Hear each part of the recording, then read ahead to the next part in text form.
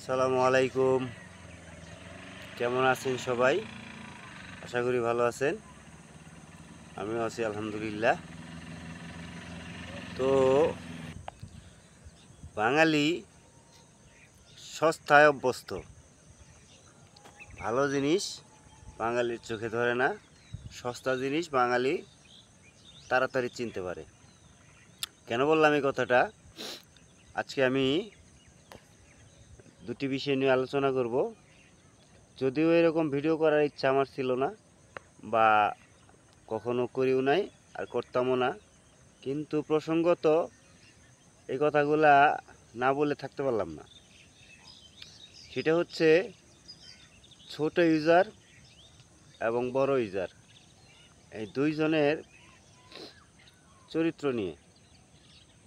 কেমন আমরা যারা কন্টেন্ট ক্রিয়েট করি, তারা জানি যে ফেসবুকের একটা কমিউনিটি স্ট্যান্ডার্ড আছে, একটা গাইডলাইন আছে, সেইটা মেনে সবাইকে কাজ করতে বলেছে।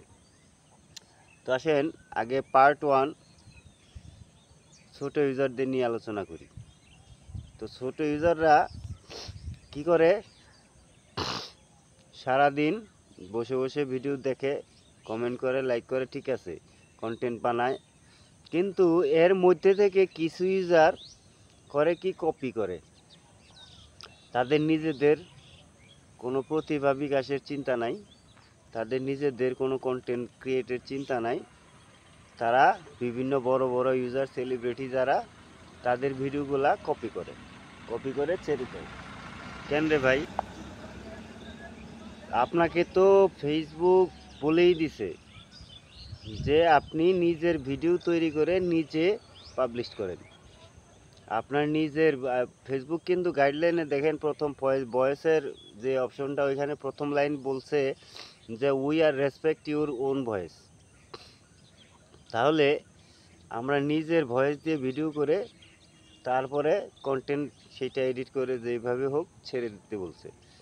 তো সেইটা না করে কিছু কিছু ইউজার করে কি, বড় বড় সেলিব্রিটি যেই ভিডিওগুলা ভিউ হওয়ার সম্ভাবনা খুবই বেশি, ভাইরাল হওয়ার সম্ভাবনা বেশি, সেই ভিডিওগুলা কপি করে নিজের আইডি দিয়ে ছেড়ে দেয়। কেন এই কাজটা করেন আপনারা? কেন এই কপি করতে হবে? কারণ একজন ভিডিও বানিয়ে ছেড়েছে, সেই ভিডিওটা আপনিও কপি করে ছেড়ে দিলেন, এটা তো ফেসবুক বলে নাই আপনাকে। আপনাকে তো ফেসবুক বলেছে নিজের ভিডিও ছাড়তে। আচ্ছা, যেহেতু কপি করেন, তাহলে কপিটা আপনি নিজের ভয়েস দিয়ে করেন। ভাই, আমার ভিডিও আপনার ভালো লাগছে, ঠিক আছে, আপনি আমার কথাগুলোই আপনার কণ্ঠে বলেন, বলে ছেড়ে দেন, তাহলে তো কোনো সমস্যা হয় না, তাই না? আর এই কপি ভিডিও করে ছাড়ার মধ্যে কোনো প্রতিভা নাই। এই কপি ভিডিও আপনাকে কেন করতে হবে? আপনি ফেসবুকে আসছেন, ফেসবুকে কন্টেন্ট ক্রিয়েট করতে আসছেন, আপনি নিজে একজন কন্টেন্ট ক্রিয়েটর, আপনি ভালো ভিউ পাচ্ছেন, আর্নিং পাচ্ছেন, সবই ঠিক আছে, কিন্তু আপনি চুরি করবেন কেন?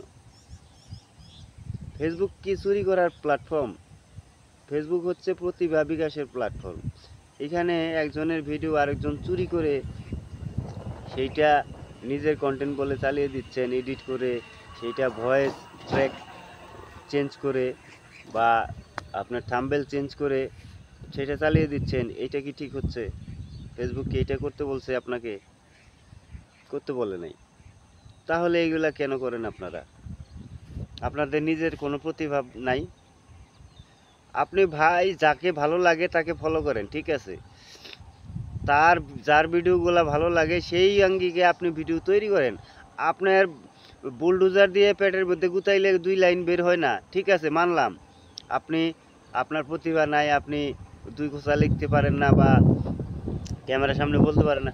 আপনি করেন কি, আপনি যাকে ফলো করেন তার কথাগুলাই হুবহু কপি করেন, আপনার মুখ মুখ দিয়ে, আপনি নিজের ভয়েস দিয়ে করেন। তাইলেই তো আর কেউ কোনো কথা বলতে পারবে না। একটা সময় এসে মানুষ মনে করবে যে আপনি নিজেই এগুলা করতেছেন, আপনি নিজেই এগুলার ক্রিয়েটর। এগুলা বুঝেন না? তাহলে কপি ভিডিও আপনাকে কেন ছাড়তে হবে? আর কেন, আর যার ভিডিও কপি করলেন সে আপনাকে স্ট্রাইক দিবে, সে আপনাকে টেক ডাউন করে দিবে কেন? ভাই এগুলা বাদ দেন। যারা ছোট ইউজার আছেন, একবারে বড় হওয়া যায় না। আস্তে আস্তে বড় হইতে হয়, কষ্ট করতে হবে। ভাই ফেসবুক এই ভিডিও করলাম ছাড়লাম হয়ে গেল, এইটার আশা বাদ দেন। আসছেন এখানে কাজ করতে, আসছেন এখানে কন্টেন্ট ক্রিয়েট করতে, ভাই পরিশ্রম করে কন্টেন্ট ক্রিয়েট করেন, কাজে দিবে, ভবিষ্যৎ সফলতা পাবেন। আর যদি চুরি করে অন্যের ভিডিও কপি করে আপনি আপনার পেজে ছেড়ে দেন, ভবিষ্যতে পছলাইতে হবে। কেন বললাম এই কথাটা? যেমন ইদানিং থটস অফ বিল্লালের ভিডিওগুলা অনেকেই কপি করতেছেন, অনেকেই ছাড়তেছেন, আবার থটস অফ বিল্লাল বলতেছে আমি এগুলা টেক ডাউন করে দিব। তো একটা সময় দেখা গেল থটস অফ বিল্লালের ভিডিওগুলা স্টপ হয়ে গেল, বা সে কোনো কারণবশত আর ভিডিও করতে পারলো না, বা ছাড়তে পারলো না, বা ছাড়লো না, যেটাই হোক, এটা আমরা আশা করি না, কিন্তু উদাহরণ দেওয়ার জন্য বললাম, ছাড়তে পারলো না। তখন আপনি কি কপি করবেন আমাকে বলেন তো? এই যে যারা কপি করতেছেন থটস অফ বিল্লালের ভিডিওগুলা, বা আজাইরা টিম, বা ওই যে কমেডি বয়েস, বা আরও অন্যান্য যে বড় বড় সেলিব্রিটিগুলো আছে যাদের ভিডিও ছাড়লেই মিলিয়ন ভিউ হয়, তো সেই ভিডিওগুলা কোনো একবার ছাড়া বন্ধ হয়ে গেল, বা তারা একটু রেস্টে গেল, তো তখন আপনি কি করবেন? তখন তো ফেসবুক আপনার ভিডিও চাবে, তখন আপনি কি ডাউনলোড করবেন, কি ভিডিও দিবেন বলেন তো? আর একটা কথা বলছিলাম, বা যে বাঙালি সস্তা খোঁজে, বাঙালি যে সস্তা খোঁজে এটা প্রমাণ দেখতে চান? সেটা হচ্ছে, দেখেন থটস অফ বিল্লাল 3 মাসে 44 লাখ লাখ টাকা আয় করছে। তো এইটাকে আমি সস্তা বলবো এই কারণে, কারণ বাংলাদেশে এমন কন্টেন্ট ক্রিয়েটর আছে আমি দেখেছি যে তার 1 মাসের ইনকাম ছিল 1,11,32,000 এরকম। আবার একজন কন্টেন্ট ক্রিয়েটর সম্ভবত কক্সবাজারের কোনো একটা ভিডিও করে প্যালেস্টাইনের পক্ষে ডোনেট করার জন্য ভিডিও করেছিল, সেই ভিডিওতে একটা ভিডিও থেকে তার আর্নিং হচ্ছে 7 কোটি টাকা। তাহলে একজন কন্টেন্ট ক্রিয়েটরের একটা ভিডিও থেকে 7 কোটি টাকা আর্নিং করছে। আর একজনকে দেখলাম 1,11,00,000 টাকা তার 1 মাসের ইনকাম।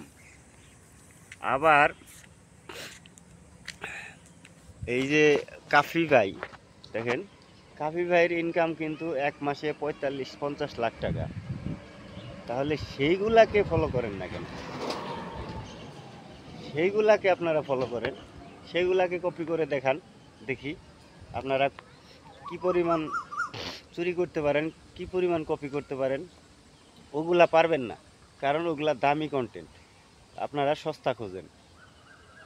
কারণ কি, যে এই যে 7 কোটি টাকা একটা ভিডিও থেকে আয় হয়েছে, ওই ভিডিওটা ছিল ট্রেন্ডিং, মানে ট্রেডিংয়ের একটা ভিডিও, এই একটা কোর্স সম্পর্কে একটা ভিডিও। এখন এই ভিডিওটা যদি কপি করে আপনি ছেড়ে দেন, আপনাকে তো পাবলিক পেদাবে, কারণ ওই ট্রেডিংয়ের সম্পর্কে আপনি কিছুই জানেন না, বা ওই কোর্সটা সম্পর্কে আপনি কিছুই তথ্য দিতে পারবেন না, তো ওই ভিডিওটা আপনি কপি করে ছাড়তে পারবেন না।